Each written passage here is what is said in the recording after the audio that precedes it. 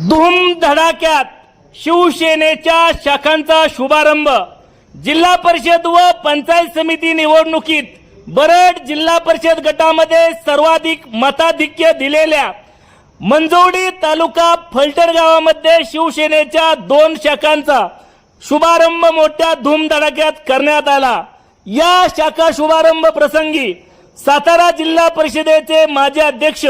श्रीमंत संजूराजे नाईक निंबाळकर, फलटण नगरपालिकेचे नगरसेवक श्रीमंत अनिकेतराजे नाईक निंबाळकर, जिल्हा परिषद सदस्य सौ वैशालीताई कांबळे,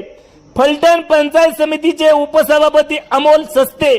फलटण पंचायत समितीच्या सदस्या सौ स्वातीताई आटोळे,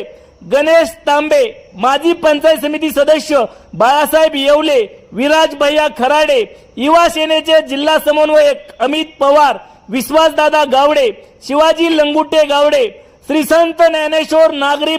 पतसंस्थेचे चेअरमन मेघराज नाईक निंबाळकर, माजी सरपंच हनुमंत आटोळे, सौ स्वातीताई कदम, सौ उषाताई येडे, कमलाकर ठणके, सोसायटीचे पोपटराव येवले, युवा नेते सचिन वाघमोडे, श्रीकांत कदम, शाखा प्रमुख तुषार ठणके पाटील, वैभव शिंदे यांच्यासह दोन्ही शाखांचे पदाधिकारी, युवक कार्यकर्ते यावेळी मोठ्या संख्येने ग्रामस्थ उपस्थित होते।